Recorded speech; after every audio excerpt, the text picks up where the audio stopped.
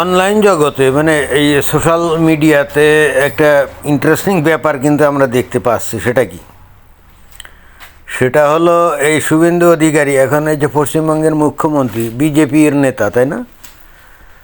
তো এই ভদ্রলোক নাকি কোন জায়গায় গরুর মাংস খেয়েছে বলে এক লোক এখানে বিবৃতি দিচ্ছে। আমার কাছে ওই কে বিবৃতি দিচ্ছে এইটা আমার কাছে গুরুত্বপূর্ণ না। আমি আসলে যেটা বুঝাতে চাই এইটা হলো যে একজন হিন্দু সে যদি গরুর মাংস খেয়েও থাকে সেও কিন্তু প্রচণ্ড বিজেপিপন্থী হতে পারে। আমি আসলে এইটাই বুঝাতে চাই। অর্থাৎ বিজেপি করলে সে গরুর মাংস খাবে না, বিষয়টা এরকম না। অর্থাৎ গরুর মাংস খাওয়ার পরও একজন প্রচণ্ড রকম কট্টরপন্থী হিন্দুত্ববাদী হতে পারে। কেন এই কথা বললাম জানেন? কারণ হচ্ছে যে আমি বেদ, ওই যে ঋক, সাম, যজুর্বেদ এবং অথর্ব, এই বেদগুলো আমি পড়ে দেখছি। ওখানে কিন্তু গরুর মাংস একসময় কিন্তু মুনি ঋষিরা, রাজা, রাজন্যবর্গ এরা কিন্তু খেত, গোমেধ যজ্ঞ করত। আপনারা অনেকে প্রশ্ন করেন যে ভাই এইটা কোথায় লেখা আছে, তাই না? মানে এইগুলো হলো ফাউল ছাড়া আর কিছুই না। এখন অনলাইনের যুগে ও নিজেই কিন্তু গুগল সার্চিং করে অথবা জিপিটি সার্চিং করে ও নিজেই কিন্তু খুঁজে বের করতে পারে যে এই গরুর মাংস খাওয়ার বিধান এই বেদে কোথায় আছে। আপনারা ভাই গোমেধ যজ্ঞ এবং গরুর মাংস ভক্ষণ, তারপরে একটু ফাঁক দিয়ে লেখেন বেদ, জিপিটিতে সার্চ করেন, তারপরে আপনারা পেয়ে যাবেন যে কোন বেদের মধ্যে এই কথাগুলো লেখা আছে, বুঝছেন? এই মাদার চোদগুলা তো ওই ওই ওই পরিশ্রমটুকুও করবে না। কিন্তু আমি তাদেরকে বলতে চাই, ভাই আপনারা ওই পরিশ্রমটুকু করেন, তাহলে দেখবেন সব রেফারেন্স আমরা এখানে তুলে ধরবো। মানে খেয়ে দেয় আমাদের কাম আছে। হে মাদার চোদ, শুয়ারের বাচ্চাগুলো জানেও না হিন্দুরা একসময় গরুর মাংস খেত। এবং সেইখানে আমি বেদে একেবারে পরিষ্কার ওই যে ঋক, সাম, যজুর্বেদ এবং অথর্ব বেদ আছে না, আমি 4টে খণ্ড কলকাতা থেকে কিনে নিয়ে একেবারে গোড়া থেকে আগা পর্যন্ত এগুলো পড়ছি। এবং সেখানে এই বেদের মধ্যে লেখা আছে যে ওই প্রাচীনকালে মুনি ঋষিরা, রাজন্যবর্গ, তারা গরু অর্থাৎ ষাঁড়, অর্থাৎ যেগুলো আমরা বলি আড়িয়া গরু আর কি, এইগুলো বলি দিয়ে তাদের মাংস রান্না করতো এবং তাদের সুগন্ধে ওই দেবদেবতারা এসে চতুর্পাশে ভিড় জমাতো। এখন পরবর্তীতে গরুর মাংস খাওয়া কেন বন্ধ হয়েছে এই হিন্দু ধর্মে সেটাও কিন্তু বহুবার বলেছি। কারণ তখন তো ওই যে গরু এগুলো তো ওই লাঙ্গল চষা, তারপরে গরুর গাড়ি চড়া, মাল পরিবহনের জন্য ব্যবহৃত হতো। ওয়ান্স আপন এট এ টাইম দেখা গেল যে রাজন্যবর্গ, তারপরে মুনি ঋষিরা এইভাবে গরু যেভাবে বলি দিত, গরুর ঘাটতি পড়ে যাইত।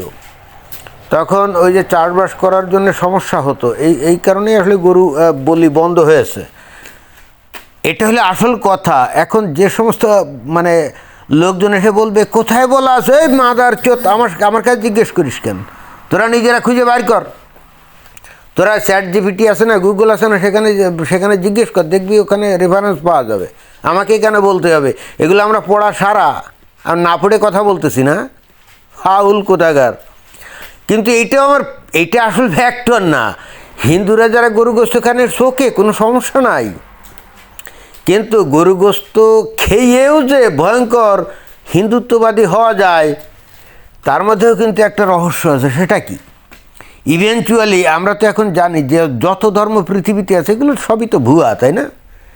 ওই যে ইসলাম বা খ্রিশ্চিয়ানিটি বা হিন্দুইজম বা বুদ্ধিজম বা শিখিজম বা ইহুদিজম, জুডাইজম, আসলে সবই তো ভুয়া। এগুলো সবই তো মানুষের তৈরি। এগুলো তো আমরা এখন ইভেনচুয়ালি জানি। এবং জানি বলে এখন পৃথিবীর বিভিন্ন দেশে বিভিন্ন ধরনের সম্প্রদায় আছে।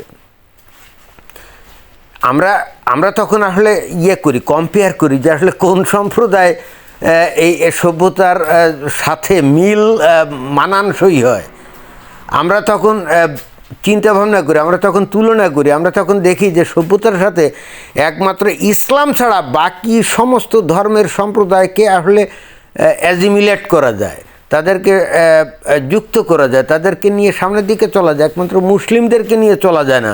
কারণ তাদের ধর্ম এমন ভয়ঙ্কর, আসলে তো সেটা ধর্ম না, সেটা রাজনৈতিক একটা দর্শন, যেটা আরব কালচার ছাড়া আর কিছুই না, অ্যাগ্রেসিভ আরব কালচার।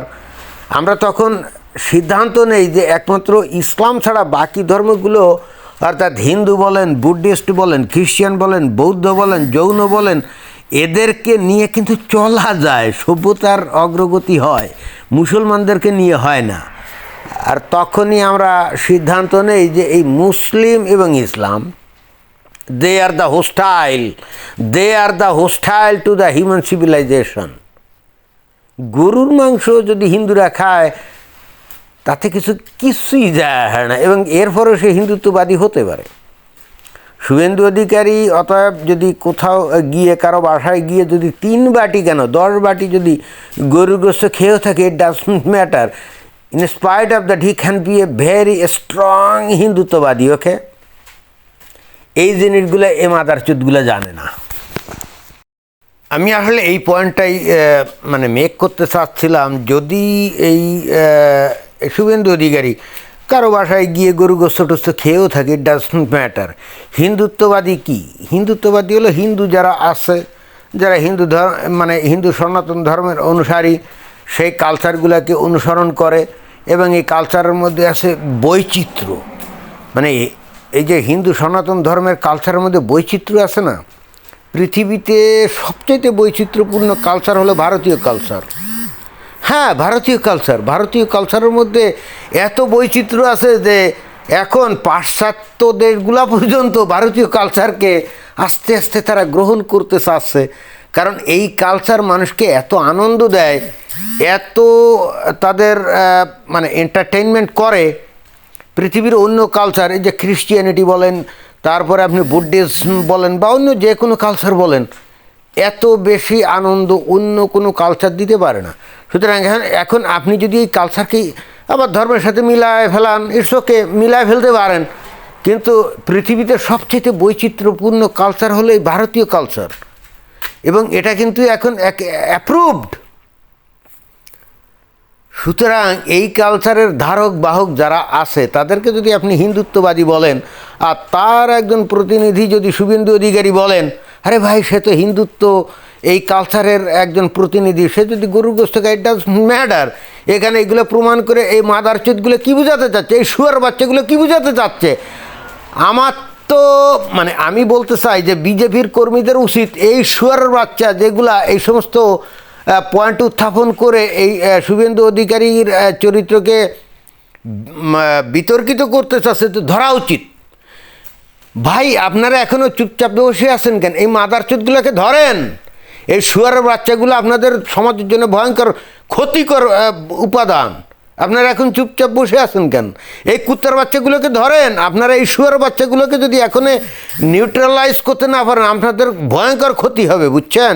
এই শুয়ারের বাচ্চারা কোনো কালচারের অনুসারী না, এই মাদারচোদগুলো কোনো কালচারের অনুসারী না। দুনিয়ার মানুষ কালচার ছাড়া বাঁচতে পারে না। আমি সারা দুনিয়া ঘুরে এটা বুঝতে পারছি। কালচার যাদের নাই তারা বাঁচতে পারে না। কালচার হলো একটা জাতিকে, মানুষকে বাঁচিয়ে রাখার উপাদান। Without any culture no nation can survive. সেখানে এই শুয়ার বাচ্চাগুলা এই শুভেন্দু অধিকারী সম্পর্কে উল্টাপাল্টা কথা বলে একটা বাহাত্রামি করতেছে। এদেরকে আইনের হাতে সোপর্দ করার দরকার নেই, ধরে সোজা গণপিটুনি দিতে হবে।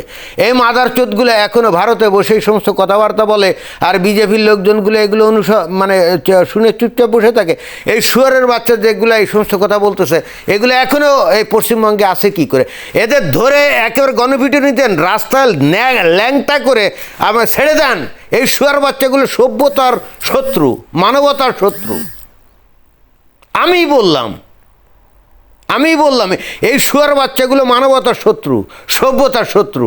এগুলো এখনও যদি বীর দর্পে ঘোরাঘুরি করে, ভাই আপনারা পরাজিত হবেন, বুঝছেন? ধন্যবাদ।